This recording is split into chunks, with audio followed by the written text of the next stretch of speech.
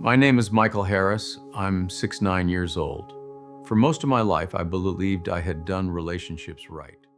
Not perfectly, But correctly. but correctly, Yeah. the way a responsible adult is supposed to.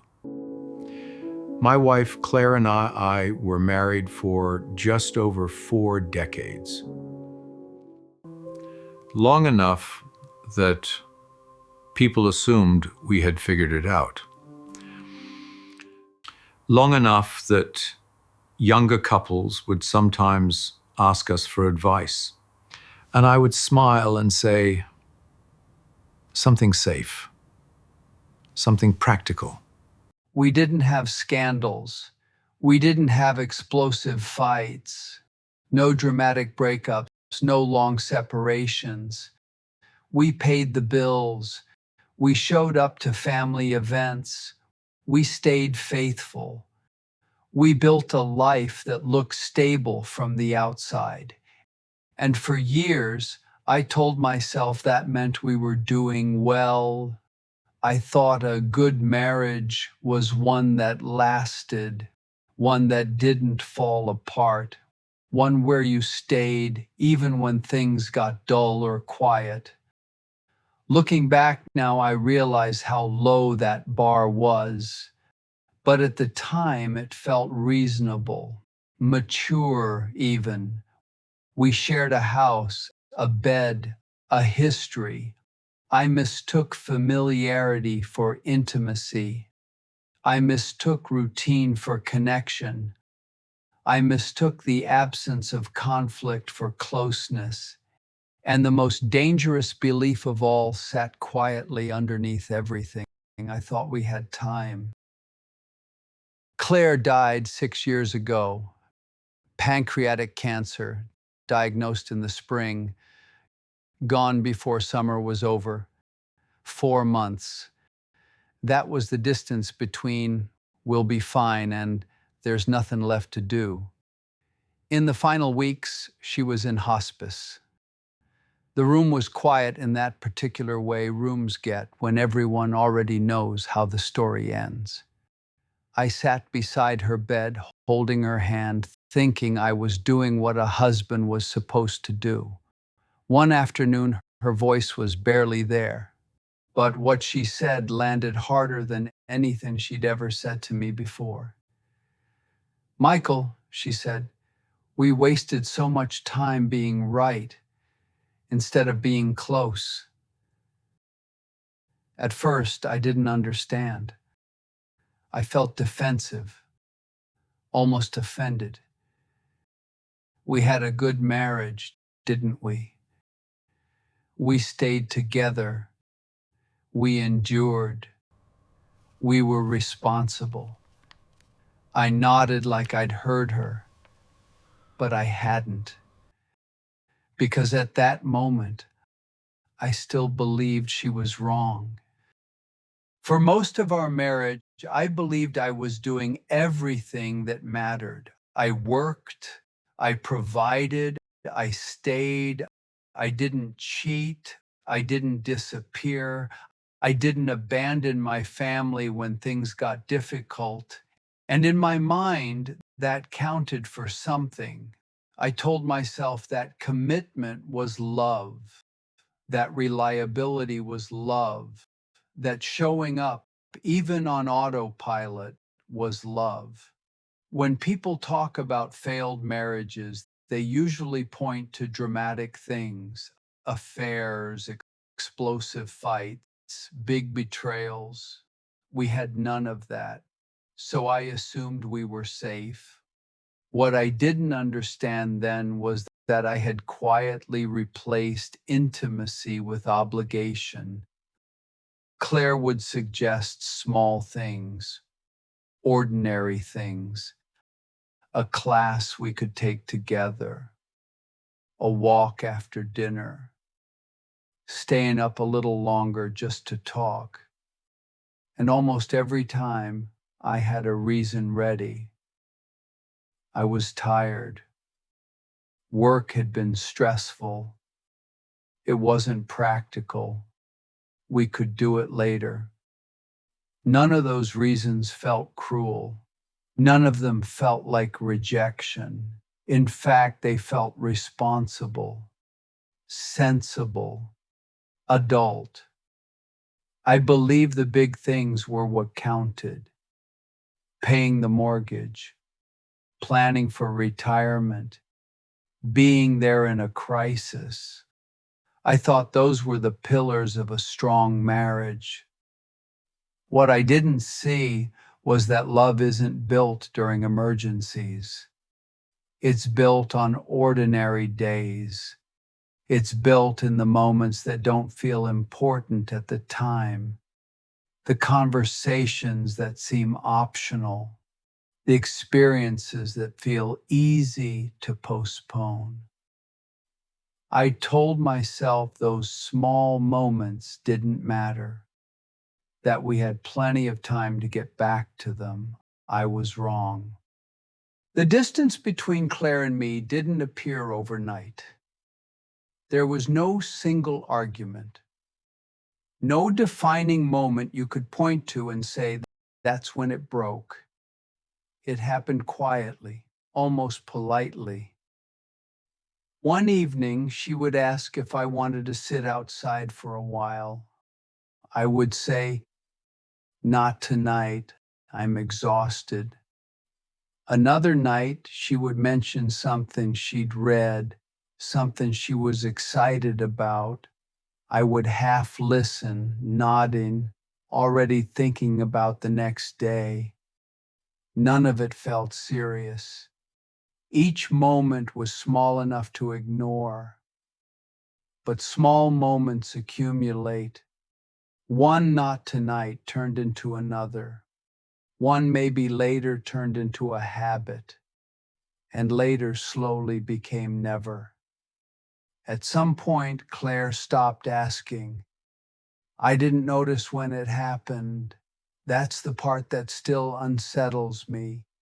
She didn't announce it. She didn't argue. She simply adjusted. She found other people to talk to, other ways to fill her time, other places to put the parts of herself I no longer made room for. We lived in the same house. We shared meals. We slept in the same bed. And somehow we became strangers in the ways that mattered most. We were polite with each other, considerate, efficient. We coordinated schedules, discussed groceries, planned holidays the way coworkers plan meetings. From the outside, it looked like a stable marriage. From the inside, it felt increasingly hollow. I told myself this was normal, that this is what long marriages turn into, that passion fades, conversation narrows, life gets practical. I used the word comfortable a lot. I didn't realize then that comfortable was just a softer way of saying complacent. And complacency is how connection dies slowly, quietly, without anyone raising their voice. For a long time, I thought the greatest threats to a marriage were obvious ones: infidelity, anger, some dramatic betrayal that blows everything apart. Those things destroy relationships quickly. Everyone sees them coming. Everyone agrees they matter. What I didn't understand is that most marriages don't end that way. They erode. The real danger isn't hatred, it's indifference. It's the moment you stop being curious about the person beside you, the moment you assume you already know everything worth knowing. Indifference is quieter than conflict. It doesn't demand attention. It doesn't force conversations. It shows up as comfort, as routine, as the belief that your partner will always be there, so effort can wait. You stop asking questions because you think you already have the answers. You stop trying because nothing seems broken enough to fix. And one day you realize the distance is too wide to cross easily. Or worse, you realize it only after the person is gone. That's when you learn the truth. Indifference doesn't feel like a threat until it's already done the damage. After Claire died, I stayed in the house longer than I should have. I told myself it was practical, easier than making decisions while grieving. One afternoon, while cleaning out her nightstand, I found a small notebook, worn, soft around the edges, the kind you don't buy for display, the kind you actually use. It was her journal. She'd been writing in it for years. At first, I hesitated. It felt like trespassing, like reading something I hadn't earned the right to read. But I opened it anyway. And page by page, I met a woman I thought I knew. She wrote about loneliness, not the dramatic kind, the quiet kind that lives next to another person. She wrote about feeling invisible, about speaking and not being heard, about sitting across from me at the table and realizing my body was there, but my attention wasn't. She wrote about moments that hurt her, small moments I would never have remembered. Times I chose work over her. Times I checked my phone while she was talking. Times she stopped mid-sentence because she could tell I wasn't really listening. She also wrote about love, about the man she married, about hoping that version of me would come back, about trying to reach me and not knowing how anymore. Reading those pages felt like discovering a parallel marriage, one I had been physically present for, but emotionally absent from. I was right there, every night, in the same bed, under the same roof, and yet in her private words, I might as well have been on another planet. That's when something finally broke through my defenses.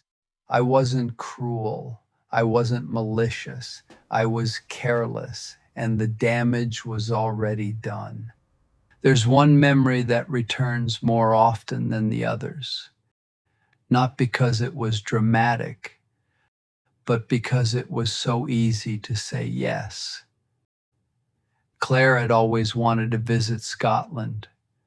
Her grandmother was born there, and growing up, she used to talk about the green hills, the small villages, the feeling of standing somewhere that once belonged to her family. She mentioned the trip many times over the years, casually at first, then more carefully, and eventually, not at all. Every time it came up, I had an answer ready. It wasn't the right time, it was too expensive. We could go when work slowed down, when things were easier. We never went. When she told me this in hospice, she wasn't angry. That's what made it unbearable. She said it calmly, like someone who had made peace with disappointment a long time ago. I asked her why she never pushed harder, why she didn't insist. She looked at me and said, I didn't want you to take me out of obligation. I wanted you to want to go with me. That sentence still follows me. She didn't want a trip. She wanted desire. She wanted to feel chosen. And I had been saying no to that for years. Here's the truth I learned too late. Relationships don't die from dramatic failures. They die from 1,000 small neglects. Not doing anything wrong is not the same as doing things right. Showing up is not the same as being present. Staying is not the same as choosing someone again and again. Love isn't something you establish once and then maintain by default. It's something you actively build or quietly dismantle through everyday decisions. Most of the damage doesn't come from cruelty, it comes from carelessness. And by the time you see it clearly, there's often no one left to fix it with. One of you will die first. I know that sounds harsh, but it's the only honest ending to any relationship. There's no version where you both walk away untouched. One of you will be left holding the memories, the photographs, the words you never said. And when that happens, there are no do-overs. You don't get to go back and have the conversations you postponed. You don't get to take the trips you kept delaying. You don't get to show interest when interest would have mattered. After Claire died, people told me I'd been a good husband. They meant well, but they were wrong. I was an adequate husband. I met the minimum requirements. I didn't betray her. I didn't abandon her. I didn't fail loudly. But love isn't graded on a curve. Being a good partner means effort. It means curiosity. Being a good partner means effort. It means curiosity. It means choosing connection when it would be easier to choose comfort. I didn't do that. And now I live with the quiet knowledge that I had something rare, and I let it slip away through neglect. On my desk, I keep a photograph of Claire from our early years together. She's laughing, her eyes bright, full of hope. When I look at it now, I can see what I slowly erased. Not intentionally, not cruelly, but consistently. I'm not telling you this to make you feel guilty.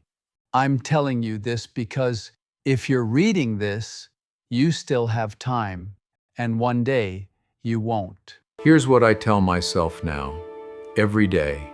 If I'm tired, I listen anyway. If something feels small, I treat it as important, because that's where life actually happens. I don't wait for the perfect moment anymore. I've learned that later is just a polite way of saying never. People don't disappear all at once. They fade while you're distracted. I remind myself that love isn't proven by how long you stay, but by how present you are while you're there. That comfort is not a reward, it's a warning. I can't go back and choose Claire again. That choice is gone. But today, I can still choose the people in front of me. And that's the only part of time I have left.